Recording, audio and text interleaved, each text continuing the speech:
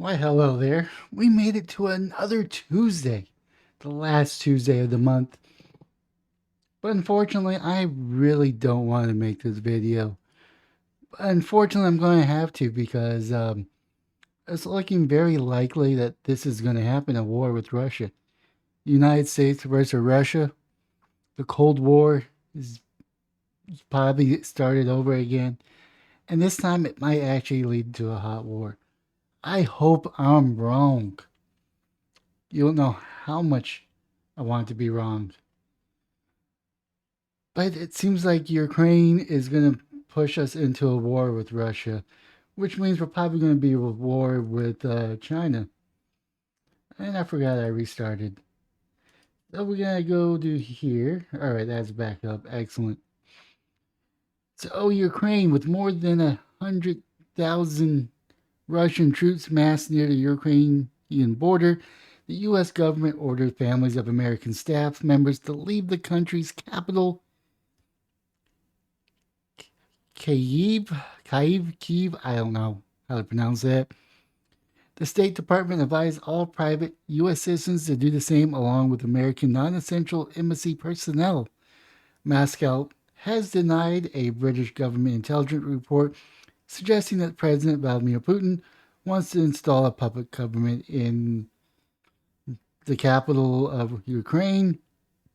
But with its forces now deployed on three sides of Ukraine, American officials said Putin has a capability or a capacity to launch an invasion at any point, though they remain uncertain as to whether he has made his decisions to do so.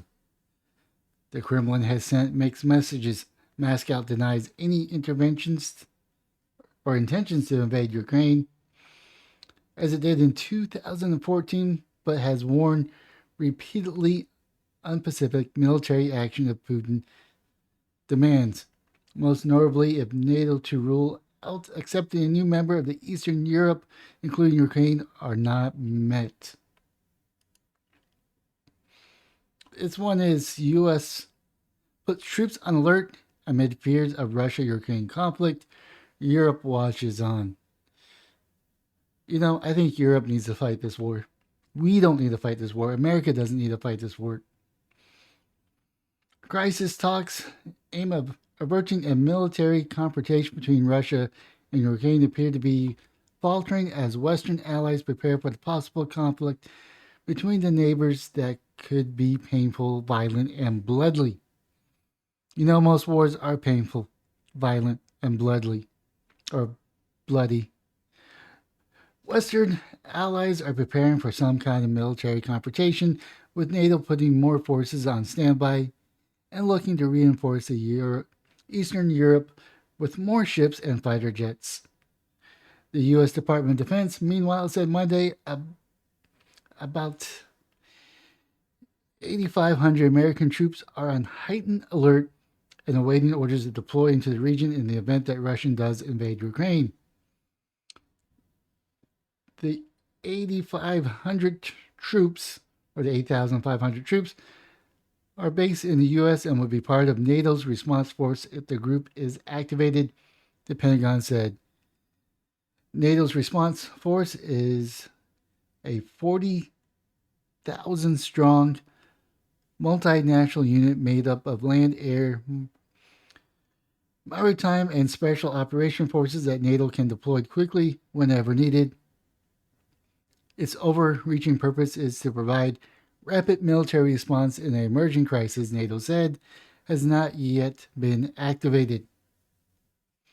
Pentagon Press Secretary John F. Kirby stated Monday that the American forces are being put on standby would be in addition to significant combat-capable U.S. forces already based in Europe to deter aggression and enhance alliance ability to defend allies and defeat aggression if necessary.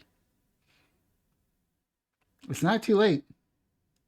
Don't get me wrong, it's not too late. America just needs to sit this one out. I think Germany, England, France, Spain, Italy, they need to step up to the plate. America does not need to get involved. America should be Plan B. And when I say plan B, this is if Russia goes after Ukraine, the European Union, what it's the European Union, goes, counters it, gets their butt whooped, and America takes over. That's where America's plan should be. We should be plan B. Keep in mind, I do not want a war with Russia because nobody wins. That's right. World War III, nobody's going to win. Some are saying it's World War IV, but who cares? This is World War III. Nobody's going to win. Europe's going to be destroyed. Russia's probably going to be mostly destroyed, and so is the United States. Because who's to say that they're not going to use their nuclear weapons? I'm sure Russia's going to let a couple of them fly, and then we're going to have nuclear fallout. That's my prediction. That's the extreme prediction. But in the end, I hope that nothing happens. Best case scenario, Russia gets the message. Slightly better, well, not slightly better, but slightly worse than the best outcome is that we let them take Ukraine and there's no military intervention. Because really what Russia's doing, what Putin's trying to do, is my understanding, is that he's trying to get the old country back together. Because he's trying to take back the countries that were lost when the USSR disbanded or fell apart. And he believes that Russia is in a stronger place that can now take control of those states and keep them. And I don't necessarily think that's a terrible idea. I don't think it's a good idea. I think it's just an idea that most Russians have. And I think Putin is going to be the one that will do it. If it's not going to be Putin, it's going to be the person that replaces him. But this is getting really scary. This is getting scary because we do not want a World War III. I'm pretty sure the military industrial complex does because they're going to make a crap ton of money and there are going to be a lot of dead soldiers on both sides or each side. I think Europe's going to lose, Russia's going to lose, and America's going to lose because no one wins in war. With that being said, leave a comment down below on what your thoughts are. Do you even know what's going on? Do you even care what's going on? Either way, leave a comment down below, smash the like and subscribe button on all and any platforms, or just the platform you're currently watching. But most importantly, have yourself a wonderful day, morning, or evening.